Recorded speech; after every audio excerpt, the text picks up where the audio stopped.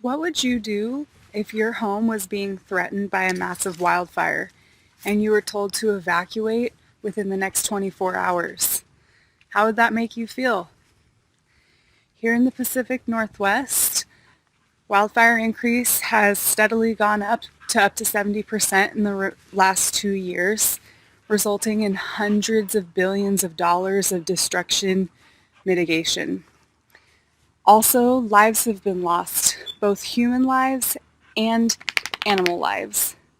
Along with the environmental impact of environmental destruction, leaving nothing but ashes behind, the wildfire increase problem is a serious one. Something as simple as flicking a cigarette butt out of your window one time or leaving a glass bottle out in the forest after camping can cause a massive wildfire and leave hundreds of acres of destruction in its path. Future scenarios. What happens if we let this go unchecked? Wildfires will begin to grow in intensity and occurrence. Simply put, there will be a lot more fires and there will be much more devastating. Due to global warming and climate change, the surface temperatures will begin to rise. This will cause a lot more wildfires. Nearly all the forests in these areas will burn down as they can no longer grow to the size they once were due to lack of water and the increase of heat, again, due to climate change. Billions of more dollars will be lost in firefighting, in fighting the fires, as well as a result of damage from those fires, including residential property, and all that, as well as thousands of more lives will be lost. Areas affected by wildfires will start to see more landslides and soil erosion due to the lack of trees holding the soil in place. We've most recently seen that in San Diego over the last couple of years. Really, this truly is a bleak outlook if we continue to ignore this problem. Hello, my name is Aaron Knight. I'm here to talk about wildfires. Now, it is an environmental issue, it is a forest issue, but there's another shade of green for everybody in the country to be worried about. That's what wildfires are doing. Now, to be clear, that was a fake dollar. Burning currency is illegal.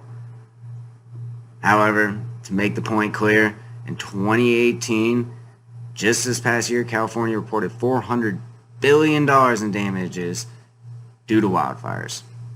Yeah, $400 billion.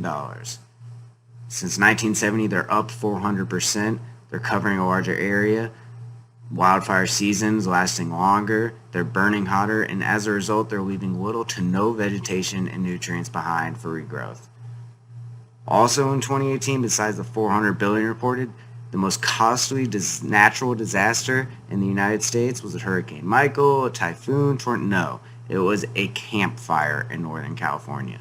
A campfire. It covered over 150,000 acres, killed 85 people, 11 still reported missing, and it cost $16.5 billion in damages. Now, that's 2018. What about right now? Well, as of right now, August 12, 2019, there are 61 active large fires. Only 6 of them are considered contained. They're covering over 1.3 million acres. This is in 10 different western United States states. Now, wildfires can have a place in a sustainable environment, but as things are in their current state right now, it is unsustainable. So, how do we reach the positive scenario? How do we create a sustainable vision for ourselves that involves not only protecting our forests and the other environments that we hold dear and we love and we interact with, but also our cities and our towns and our outlying neighborhoods in the urban areas that truly are on the outskirts of these very high-risk hazard zones? So how do we do it? First of all, stakeholders need to have more of an impact and more of a say in updating policy, technology, and of course the use of that technology.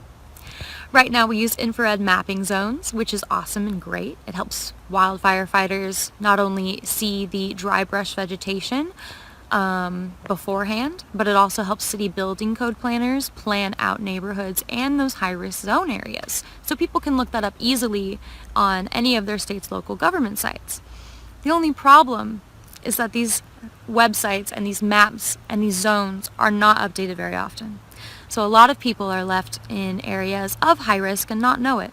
So we really need to do a better job of communicating more often and more actively in a interactive and educational way so we can get all of these buildings in proper zoned areas so people can better prepare. And not only can we use that technology for our safety, but we can also use it when we're out in the field. So right now we have drones, which are awesome, and first responders to the wildfires will definitely use those to map out areas where they can sort of mitigate or control or push back or completely stop the fires from beginning or spreading. And that's huge and so important, so we can work smarter and not harder. So, how do we reach the positive scenario? How do we